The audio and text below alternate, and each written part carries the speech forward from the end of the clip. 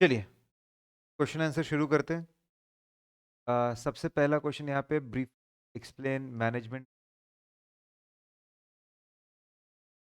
Discussion करने लायक कुछ हम लोग लेक्चर में मैनेजमेंट रिप्रेजेंटेशन के बारे में सब कुछ पढ़ चुके हैं। इनफैक्ट जो पहला पार्ट था वही यहाँ पर है, प्रैक्टिस में था, नवंबर 16 एग्जाम में था। ठीक है, मतलब देखो घुमा फिरा के पूछ सकते हैं, लेकिन ऐसा अल्टीमेट पूछेंगे रिटर्न रिप्रेजेंटेशन मतलब क्या होता है, मैनेजमेंट रिप्रेजेंटेशन मतलब क्या होता है। हम डेफिने लेक्चर में बहुत अच्छे से हम लोग डेफिनेशन को देख चुके थे। आपको थोड़ा भी डाउट रहता होगा तो आप ऑडियो कर देख लिया करिए।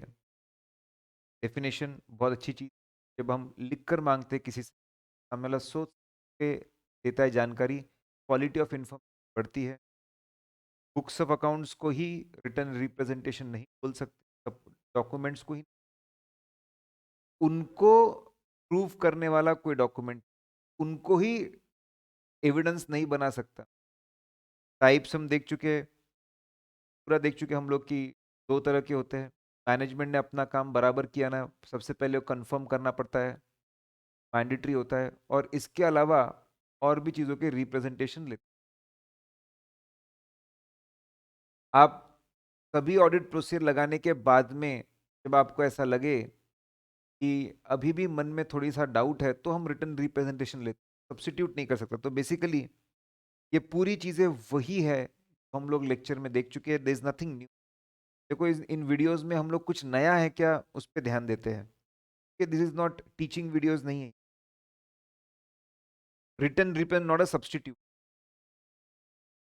देखते हैं, although written representation provide necessary audit evidence, written representation अपने आप में एक अच्छा ऑडिट एविडेंस, मतलब जरूरी ऑडिट एविडेंस है। ऐसे 580 के हिसाब से रिटर्न तो हमने लेना ही चाहिए। या जो भी ट्रिकी एरियाज है, कॉम्प्लिकेटेड एरियाज है, जजमेंट वाले एरियाज है, हमने डेफिनेटली वहां पे लेना चाहिए, नेसेसरी है। Yet they do not provide sufficient audit appropriate evidence on their own. लेकिन आप सिर्फ बोलोगे सिर्फ रिटर्न रिप्रेजेंटेशन, सिर्फ रिटर्न रिप्रेजेंटेशन अपने आप में अच्छा सबूत, आपको इसके साथ में और भी सबूत चाहिए to make your evidence sufficient and appropriate. इसी बात को अलग अलग क्वेश्चंस के थ्रू पूछा हुआ है। कोई एक बात है, फिर यहाँ पे बोला है case the auditor of P of Par and company chartered accountant is conducting audit of Kapoor Industries. The auditor requests management to provide banker's certificate in support of fixed deposit, whereas management provides only written representation. हमने उनको बोला bank से confirmation लिख के दो, bank को बोलो लिख कर देगा कि फिक्स डिपॉजिट बराबर है, ने खुद लिख कर दे दिया फिक्स डिपॉजिट बराबर है। तो बोलने का मतलब एक्सटर्नल कंफर्मेशन की जगह रिटर्न रिप्रेजेंटेशन दे दिया। Unable to confirm existence and valuation of imported goods lying with the transporter, and accepted certificate from management about without obtaining other audit evidence. देखिए, clearly explain clearly objective of order regarding written representation. ये जो question है, ये objective भी यहाँ पर covered है। मतलब इस क्वेश्चन के अंदर रिटर्न रिप्रेजेंटेशन के बारे में भी है, उसका मिसयूज ना करे, और नीचे ऑब्जेक्टिव भी कवर्ड है।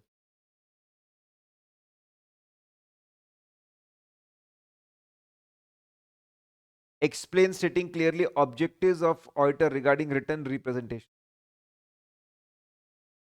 इस पर्टिकुलर ये जो हमारा सीएनओ नंबर है, हमने दो चीजें कवर की है, लिखा भी है कि एक ये कॉन्सेप्ट रिटर्न रिप्रेजेंटेशन मतलब क्या है शॉर्ट में, और वो सब्स्टिट्यूट नहीं। देखिए, आप रिटर्न रिप्रेजेंटेशन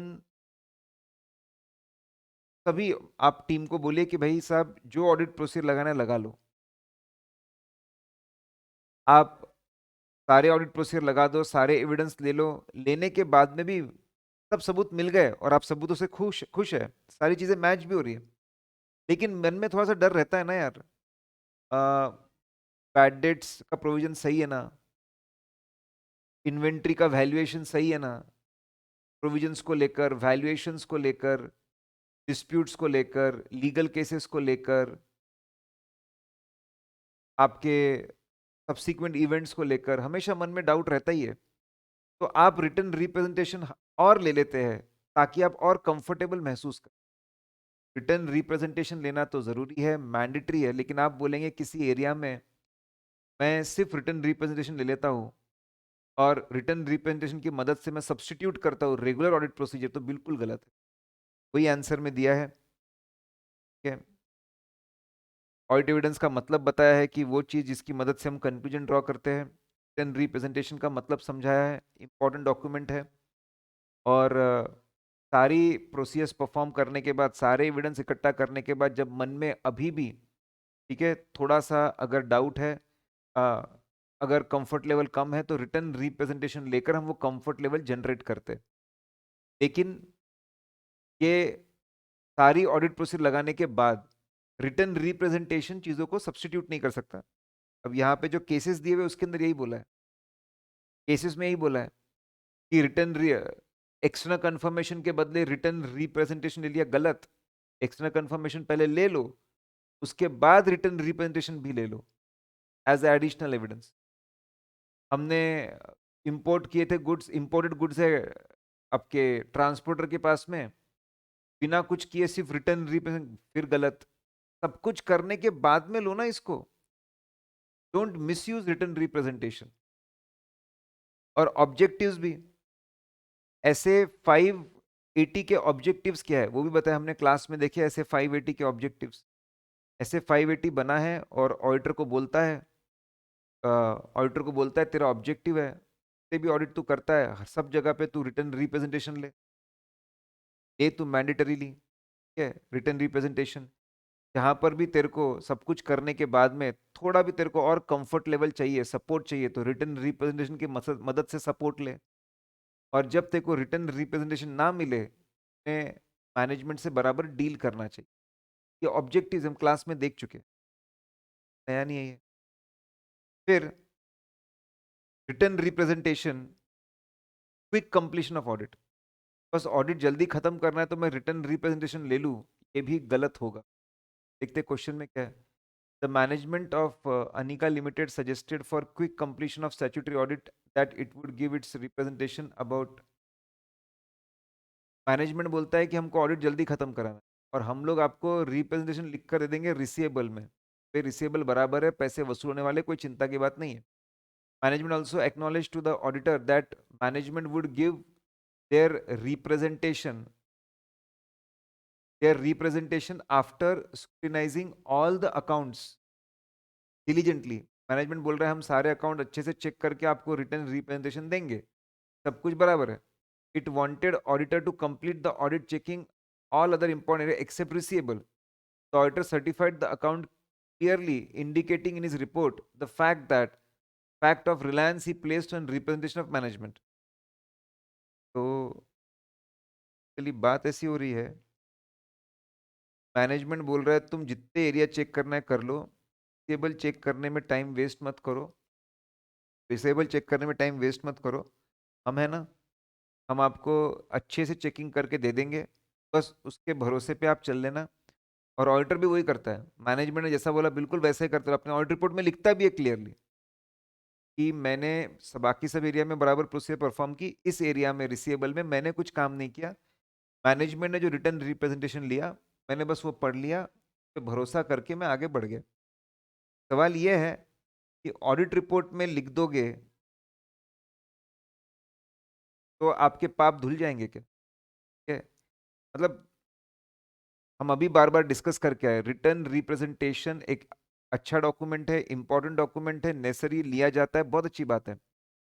लेकिन आप सब्स्टिट्यूट नहीं कर सकते, आप ऑडिट प्रोसीजर परफॉर्म नहीं करोगे, एविडेंस नहीं लोगे, सीधा इसके भरोसे बैठ जाओगे, ऐसा नहीं हो सकता। ठीक है, ये गलत होगा। ऐसे 580 के हिसाब से misuse of audit, misuse of written representation होगा, ये गलत चीज है। और ऑडिट रिपोर्ट में मेंशन करने से आपकी गलती सही हो जाएगी, ऐसा बिल्कुल भी नहीं। तो डेफिनेटली बिल्कुल गलत है ये बात। करेक्ट। तो यही बात इन्होंने समझाई है कि क्या बताया इन्होंने, पहले तो यही बता दिया कि भाई आप सब्स्टिट्यूट नहीं कर सकते, सिंपल सी बात उसी को बोला है। और रिसीवेबल को कैसे, भाई यूज मत करिए रिसीवेबल के लिए, जो भी चेकिंग लगती है आपको, रिसीवेबल डेटर चेक करने के लिए, डेटर बने कैसे, क्रेडिट सेल है उसके डॉक्यूमेंट्स देखो, आप ओपनिंग बैलेंस चेक करो, क्रेडिट सेल के डॉक्यूमेंट्स देखो, कितनी रिकवरी उसके डॉक्यूमेंट्स देखो, कंफर्मेशन लो, सब्सिक्वेंट कलेक्शन देखो, ठीक है, केस का डिस्कशन किया हुआ है, पहले समझा है कि आप मिसयूज नहीं मत करिए, जो चेकिंग वो करिए, इस केस में क्या क्या हो रहा है। ऑडिटर अपने जिम्मेदारी, मैनेजमेंट अच्छी चेकिंग करके बता रहा है, अरे भैया ऐसा थोड़ी है, हम हमारी जिम्मेदारी से भाग नहीं सकते। तो जो ऑडिटर ने किया है कि भैया मैंने तो लिखा है ऑडिट रिपोर्ट में, बिल्कुल गलत है, आप आपकी गलती सिर्फ ऑडिट रिपोर्ट में लिखकर आप आपकी गलती को ठीक नहीं कर सकते, रेक्टिफाई नहीं कर सकते, तो बिल्कुल ऑडिटर का अप्रोच गलत है, ने मेहनत करके रिसेबल को चेक करना चाहिए था। अच्छा केस है, प्रैक्टिस मैनुअल 2016 के बाद में ये आया नहीं है, आपने अच्छे से देखकर जाना चाहिए। मैनेजमेंट के लोगों को बोला भाई साहब रिटर्न रिप्रेजेंटेशन दे दो, रिटर्न रिप्रेजेंटेशन दे दो ना बेटा, नहीं दे रहे तो हम क्या करेंगे, यही बोला हुआ है कि हमने बहुत प्यारे तरीके से क्लास में देखा है, नवंबर 19 में पूछा भी है, the partner of Vansh and Vaibhav चार आज the management to provide statements from creditor as part of audit evidence and also require partner of Vansh and Weber asked the management to provide statement creditors as part of audit evidence and also required written representation from management, but management did not provide the requested, simple सी बात है, did not provide the requested representation, वापस not provide the requested representation, did not provide written representation,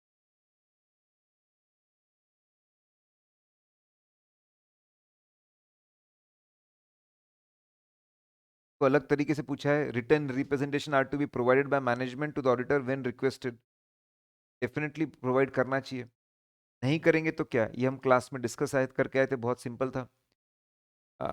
हम management को बोलेंगे यार दे दो, कल हम उसको समझाएंगे, will go and discuss explain की कोई बड़ी बात नहीं है, ये यार नॉर्मल प्रोसीजर है, सब लोग परफॉर्म करते हैं ऐसे के हिसाब से ज़रूरी है कि फिर भी अगर वो बार बार नहीं बोल रहे, मतलब आप यार सबूत दे रहे, सब महसूस होती है, अब तो आपके ऊपर डाउट आता है हमको, बार बार नहीं बोल रहा है, डाउट आता है आपकी ऑनेस्टी पे, आपकी अच्छाई पे, आपकी ऑनेस्टी पे, आपकी इंटीग्रिटी पे डाउट आता है। अब तो मुझे लग रहा है कि मुझे और सतर्क रह के, तुम्हारा बार बार ये नहीं बोलना, मुझे और सतर्क रह के काम करना पड़े, और सतर्क रह के अ, ऐसा डिस्कस करिए, बार बार नहीं बोलते तो अब सोचिए यार सही में भरोसेमंद बंदा है क्या, ना क्यों बार बार नहीं बोल, भरोसेमंद बंदा है कि इसके ऊपर मैंने भरोसा करना चाहिए नहीं करना चाहिए, और फिर के अपने एनालिसिस के बाद अप्रोप्रिएट एक्शन लो, हो सकता है सबूत की कमी के लिए क्वालिफाई करे, सबूत क्वालिफाई करे, हो सकता है डिस्क्लेमर दे, या फिर सबूत की कमी बहुत हो गई, विश्वास उड़ गया, तो हम रोल के बारे में सोचे, कुछ भी हो सकता है, टेक अप्रोप्रिएट एक्शन, हम पढ़कर आए हैं। चलिए एमसीक्यू हम लोग देखते हैं, पहला एमसीक्यू यह है कि which statement is correct regarding return, बार बार हम एक क्वेश्चन पढ़कर आए, अच्छी चीज़ है रिटर्न रिप्रेजेंटेशन, नेसेसरी है, जरूरी है, हमारे मन में जो डाउट्स होते हैं वो खत्म होते हैं, इट सपोर्ट्स अदर एविडेंस, लेकिन सिर्फ रिटर्न रिप्रेजेंटेशन अपने आप में सही, ये ए में लिखा हुआ है और ए ही उसका आंसर है, बाकी सब में अपोजिट लिखा, बाकी सब में अपोजिट लिखा है, return provide sufficient, return represent provide sufficient approved evidence on their own about any of the matter, अपने आप में सफिशिएंट है ऐसा लिखा हुआ है, मतलब रिटर्न रिप्रेजेंट सफिशिएंट एविडेंस है, गलत है ना यार, वो अपने आप में सफिशिएंट, ये बोलते हैं neither provide necessary evidence nor there sufficient, गलत, जरूरी है लेकिन अपने आप में sufficient, not written representation are not related to audit evidence, गलत है, वो अपने आप में एक एविडेंस है, तो ये सारे गलत है, पहला वाला सही है। अब तो इनकरेक्ट वाला ढूंढना है, लेकिन इसी कॉन्सेप्ट के ऊपर written representation are necessary information, necessary जानकारी है, सही चीज है, वो तो इनकरेक्ट ढूंढ के निकालना है। Similar to responses of inquiry, हाँ इंक्वायरी में क्या होता है, हम सवाल पूछते हैं मैनेजमेंट को, जवाब देते हैं। यहाँ पर भी हम उनको बोलते हैं कि सवाल पूछ रहे हैं, उनको बोलते हैं लिख कर दो, कर देते हैं। तो यहाँ पर भी हम उनको सवाल पूछ रहे हैं कि भाई ये बातें कंफर्म करके दो, उनको देते हैं। यस, इंक्वायरी में भी सवाल पूछते हैं, जवाब मिलता है। यहाँ पर भी हम उनको लेटर पूछते हैं, कर देते हैं। जैसे क्वेश्चंस के जवाब मिलते हैं ओरली, वैसे ही यहाँ पे हमारी कुछ रिक्वेस्ट है, रिक्वेस्ट में वो हमको रिटर्न रिप्रेजेंटेशन कर देते हैं। वैसा ही है, वो भी सही है। सिमिलर जैसे इंक्वायरी में रिस्पॉन्स मिलता है, करेक्ट, वैसे ही रिटर्न रिप्रेजेंटेशन भी एक तरह का रिस्पॉन्स है मैनेजमेंट, करेक्ट स्टेटमेंट, हमको तो इनकरेक्ट ढूंढना है। जो लोग फाइनेंशियल स्टेटमेंट बनाते हैं, फाइनेंशियल स्टेटमेंट को अच्छे समझते हैं, वही चीजें, वही लोग तो उससे रिलेटेड चीजों को कंफर्म कर पाएंगे ना, बाकी लोग कैसे कंफर्म कर पाएंगे? सही बात है। तो ऑटोमेटिकली आंसर आखिरी वाला बचा ना यार, इनकरेक्ट वाला पूछा था। Also provide sufficient appropriate evidence.